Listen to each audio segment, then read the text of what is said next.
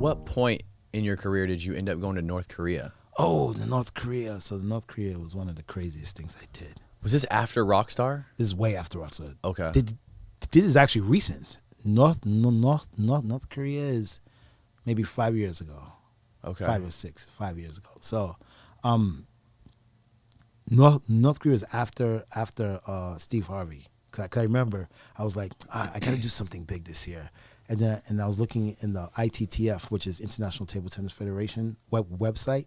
They have all the Pro Tour tournaments, and then I saw North Korea. I was like, oh my God, I got to go to North Korea. And Dennis Rodman, I just came back from North Korea. Oh, shit. And I was like, yo, I got to go freaking North Korea. I got to go to North Korea. So I called my friends all around the world. I said, hey, you guys want to play a tournament in North Korea? We can go do a diplomacy for world peace. So historical moment in America, 1971. Yeah. America established relations with China through ping pong, called the ping pong diplomacy. Hence, you got the movie Forrest Gump. So I wanted to do my own ping pong diplomacy. I wanted to do my own to North Korea, because at the time North Korea was really against America, and I figured if Dennis Rodman went there, he didn't really do much there. I definitely can go and do something, right? So I saw the tournament, and I called people and said, hey, let's go. Everybody was like, no, you're crazy. I'm not going to North Korea. You're going to die there. People were like, you're going to die. You're not going to come back. It was all kinds of crazy stuff. So nobody wanted to go. Then I tried people from the U.S. team. Let's go. Nobody wanted to go. So I was like, all right, I'll go by myself. So I called the U.S. team up and said, hey, can you guys enter me into the North Korean Pro Tour in Pyongyang, right? And they were like, I said, no, I want to go. Just enter me, because we can't enter ourselves into pro tournaments, right? So the U.S. team has to enter you, right? So they entered me, and then I got contact from the consulate general of North Korea, and they were like, "Oh, we're so happy you're gonna come to North Korea, blah blah blah," And I was like, "Oh, this is cool. This is really happening." And then I saw my name on the list. It said Wally Green, USA, Pyongyang Open, and I wanted to go there to make a difference.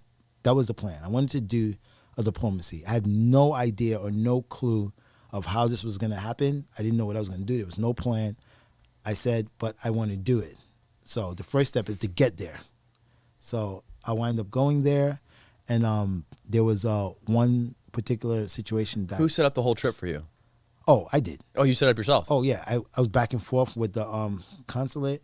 I had to go to Beijing. Can you actually like buy a flight to North Korea from the United States? No. So what you got to do is you have to go to China. And then you go to China, you go to the consulate in China, you get the visa in China, and then you're going to buy the ticket in China. Holy shit. Now here's the craziest thing about that.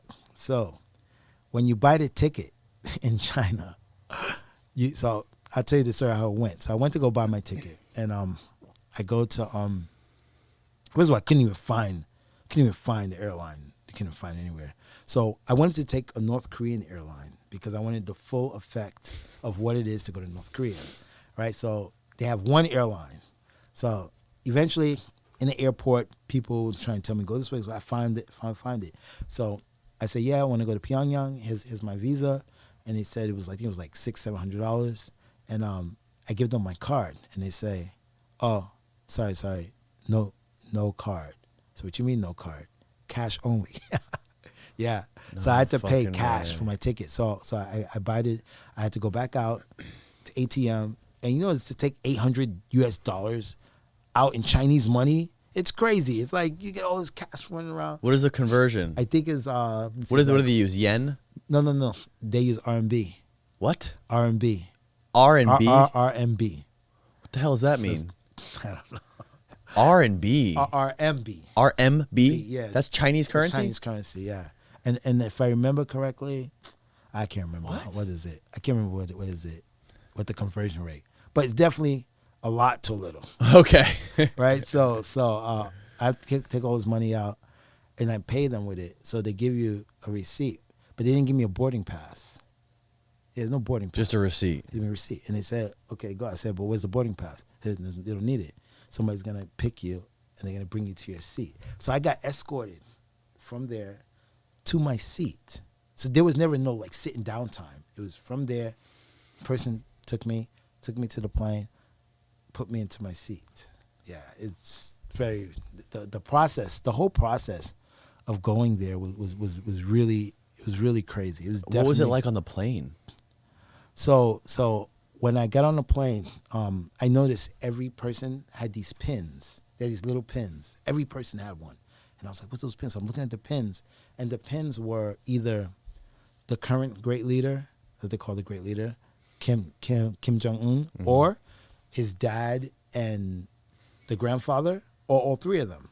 So everyone had a pin on.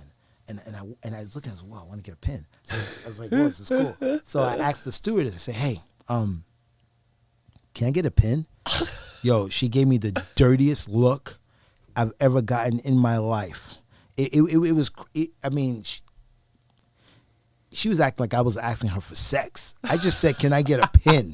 She looked at me with this dirty look, and I was like, okay, I guess that's a no. And yeah, so, I mean, everyone had these pins on, and I mean, the flight was normal. It was fine. The seats were nice. Like, I have video of all this shit, and the seats were nice. It was a pretty cool flight. And then you get there and you arrive. When you go downstairs, somebody comes to get you. They come pick you up. They have a person that's responsible. It's called your guide, and they introduce themselves. Hi, great to have you. Blah blah.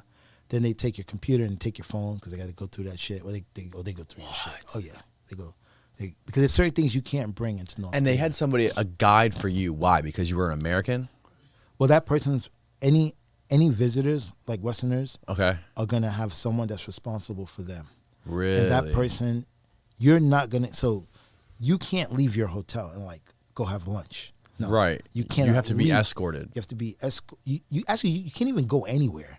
So for me, my every day was the same. It was get up, go into the hotel lunch, dining room, eat. Then she come pick me up, bring me to the practice hall. Then she bring me to the tournament hall. Then bring me back to the practice hall and back to the hotel. So it's back and forth. So there's nothing you can really do without that guide. And that guide is responsible for you. So they report back. So they ask you a lot of different kind of questions, which you have to be really careful. Like people don't realize, North Korea for me is the most dangerous country in the world for any Westerner, by far. I don't care. You can go to Taliban world; it don't matter. North Korea is more dangerous because at least in Taliban world, I got my passport. I can get the hell out. I don't need to be there, right? In North Korea, you don't have no cell phone service. You have no Wi-Fi. You're not allowed. Westerners are not allowed Wi-Fi or cell phone service. So with that in itself, Can't use the internet? no, zero. With that in itself, you're cut off from the world. That's it. You're cut off. The third thing what makes it the most dangerous is that when they check into the hotel, they take your passport. So now you have no passport, no cell phone, no Wi-Fi. Yeah, you're in jail. Yeah. Holy shit, bro. Yeah. Were So you freaked out a little bit? I was never scared until the end, because like I said, I grew up in the projects with guns. What was your guide like? You said it was a lady? It was so. Was she nice? So here's the thing.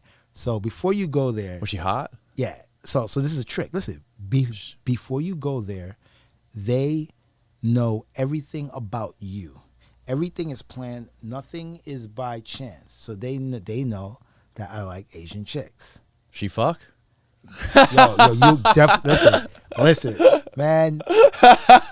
You'll be sitting in jail for 15 years talking about, damn, I knew I shouldn't have touched that girl. They got no prostitutes over there? You won't even you don't see anything. You'll never get a chance. like listen.